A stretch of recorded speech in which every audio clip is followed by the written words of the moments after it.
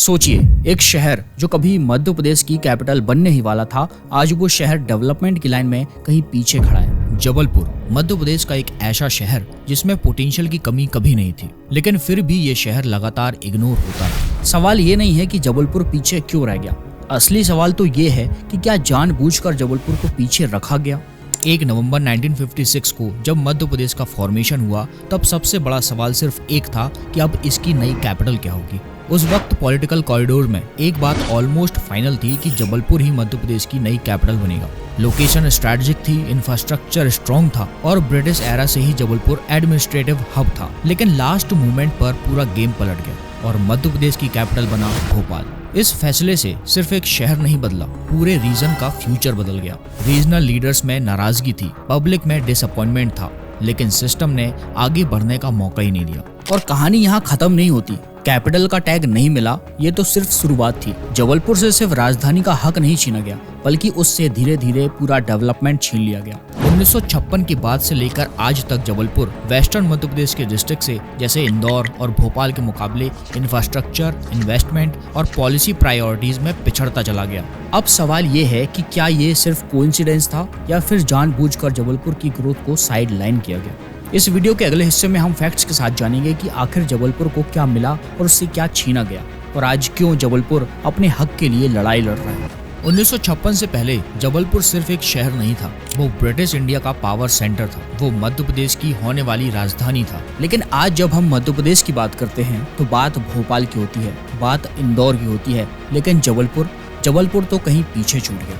लेकिन एक फैसला, सिर्फ एक पॉलिटिकल डिसीजन ने कैसे इस शहर की किस्मत बदल दी। क्या जबलपुर के साथ धोखा हुआ या ये वक्त की मांग थी? आज हम खोलेंगे वो फाइल जिसमें दफन है जबलपुर के कैपिटल ना बनाए जाने की असली कहानी। कहानी शुरू होती है आजादी से बहुत पहले। अंग्रेजों के लिए जबलपुर इंडिया का सबसे इम्पोर्टेंट सेंटर्स में से एक था। सोचिए, उस वक्त जब बाकी शहरों में सड़कें नहीं थी, जबलपुर में रेलवेज का बड़ा जंक्शन बन चुका था। जियोग्राफिकली ये इंडिया का दिल था। यहाँ ब्रिटिश आर्मी का कैंटोनमेंट था, जो आज भी इंडिया के one of the largest cantonments में से एक है। गन कैरेज फैक्ट्रीज जैसी इंडस्ट्री थी जो वर्ल्ड वॉर में हथियार भेज रही थी। ये एजुकेशन का हब था, कल्चर का गढ़ था, और इसे ऐसे ही संस्कारधानी नहीं कहा जाता था। लेकिन जब 1947 में देश आजाद हुआ और सेंट्रल प्रोविंसेस और बरार की बात आई तो नागपुर कैपिटल था। लेकिन जब नया मध्य प्रदेश बनने की बात शुरू हुई तो सबकी नजर सिर्फ एक ही शहर पर थी। यहाँ का इंफ्रास्ट्रक्चर रेडी था, कनेक्टिविटी रेडी थी, इंटेलेक्चुअल्स रेडी थे, और जबलपुर नेचुरल चॉइस था, इसमें कोई डाउट ही नहीं था। साल 1953 भारत सरकार ने स्टेट्स रीऑर्गेनाइजेशन कमीशन बनाया। इस कमीशन का काम था नए राज्यों की सीमा रेखा तय करना और उनकी राजधानी चुनना। ध्यान से सुनिए, लोग ये दावा करते हैं कि इस कमीशन की रिपोर्ट में जबलपुर को मध्य प्रदेश की कैपिटल के लिए रिकमेंड किया गया था, लेकिन इसका कोई ऑफिशियल डॉक्यूमेंट नहीं मिलता। लेकिन उस वक्त जबलपुर को कैपिटल बनाए जाने के पूरे चांसेस थे, क्योंकि जबलपुर एडमिनिस्ट्रेटिवली टॉप प्रायोरिटीज में था। यहाँ स्ट्रॉन्ग मिलिट्री प्रेजेंस थी, ट्रांसपोर्ट बेहतर था,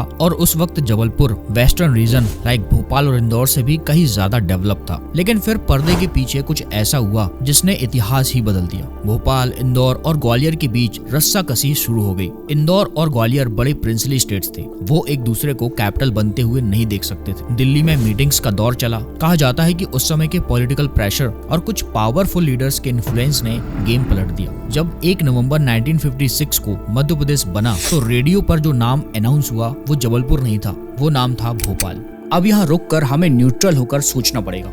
इमोशनल होना आसान है, लेकिन लॉजिक क्या था? आखिर क्यों भोपाल को चुना गया और जबलपुर को नहीं?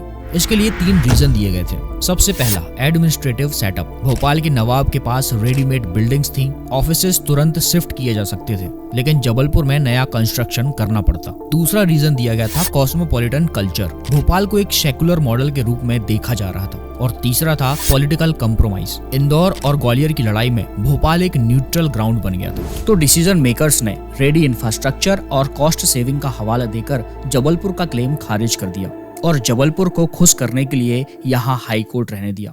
लेकिन क्या हाई कोर्ट एक राजधानी या कैपिटल की बराबरी कर सकता है? इसका जवाब आपको अगले सेक्शन में मिलेगा। कैपिटल हाथ से निकल गई, चलो कोई बात नहीं। न्यूयॉर्क अमेरिका की कैपिटल नहीं है, मुंबई इंडिया की कैपिटल नहीं है, लेकिन फिर भी ये शहर डेवलप हुए ना, तो फिर जबलपुर क्यों नहीं? असली समस्या कैपिटल ना मिलना नहीं था, असली समस्या थी पॉलिटिकल विल पावर का भी शिफ्ट हो जाना।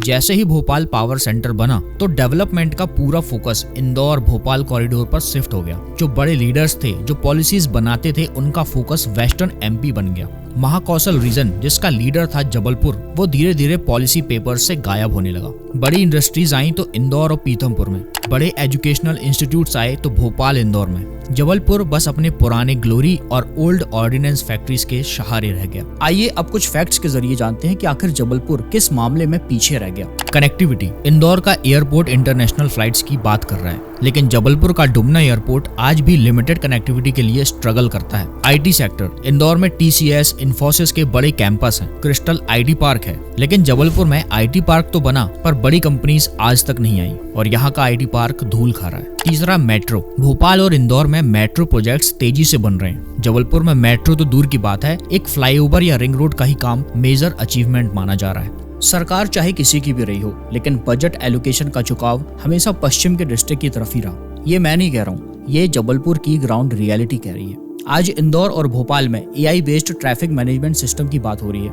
लेकिन जबलपुर, यहाँ के ट्रैफिक मैनेजमेंट की तो बात ही अलग है। तो एक शहर को हर तरीके से इग्नोर करने के बाद असर वहाँ की बिल्डिंग्स पर नहीं पड़ता, असर पड़ता है वहाँ के लोगों की आइडियोलॉजी पर। जबलपुर का नौजवान आज क्या सोचता है? अगर करियर बनाना है तो शहर छोड़ना पड़ेगा, और बढ़ते माइग्रेशन की वजह से आज जबलपुर एक रिटायरमेंट सिटी बनकर रह गया है। यहाँ शांति है, सुकून है, पर ग्रोथ की वो भूख भी नहीं है जो एक मेट्रोपॉलिटन में होनी चाहिए, जिसे सिस्टम ने मार दिया है। लोकल बिजनेसमैन मायूस रहते हैं क्योंकि यहाँ इन्वेस्टमेंट ही नहीं आता। इस रीजन में इग्नोर्ड रीजन की फीलिंग घर कर गई है। लेकिन रुकिए, अब जबलपुर की तस्वीर थोड़ी साफ हुई है और पिछले कुछ सालों में जबलपुर ने करवट बदली है। फ्लाईओवर्स का जाल बिछा है, रिंग रोड्स बन रहे हैं जो शहर को फैलने का मौका देंगे। जबलपुर आज भी डिफेंस प्रोडक्शन का बैकबोन है। हाई कोर्ट और इलेक्ट्रिसिटी बोर्ड के हेडक्वार्टर्स होने की वजह से यहाँ एक स्टेबल इकोनॉमी है। टूरिज्म इसका सबसे बड़ा हिडन टीजर है। भेड़ा घाट का धुआंधार वाटरफॉल, कान्हा बांधवगढ़ का गेटवे, टूरिज्म का ये पोटेंशियल आज भी जिंदा है। जबलपुर मरा नहीं है, वो सिर्फ सोया हुआ है, उसे बस एक पुश की जरूरत है।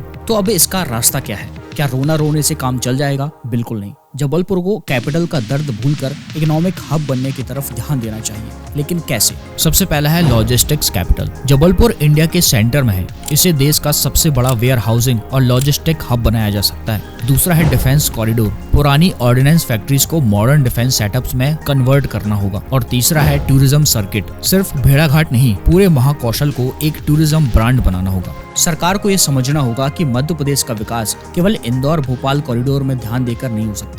अगर वाकई में मध्य प्रदेश को आगे ले जाना है तो इसके तीसरे इंजन जबलपुर को स्टार्ट करना ही होगा। 1956 में एक सिग्नेचर ने जबलपुर का हक छीन लिया था, लेकिन आज 2025-26 में जबलपुर के साथ ऐसा नहीं हो सकता। हिस्ट्री हम बदल नहीं सकते और कैपिटल हम वापस ला नहीं सकते, पर सवाल ये नहीं है कि जबलपुर कैपिटल क्यों नहीं बना। क्या डेवलपमेंट का हक केवल कैपिटल वालों का है? अगर आप भी जबलपुर से इस वीडियो को देख रहे हैं तो जबलपुर की रियल प्रॉब्लम्स को कमेंट में जरूर बताइए और लिखिए #सपोर्ट जबलपुर। मिलते हैं नेक्स्ट वीडियो में एक नए टॉपिक के साथ, तब तक के लिए जय हिंद।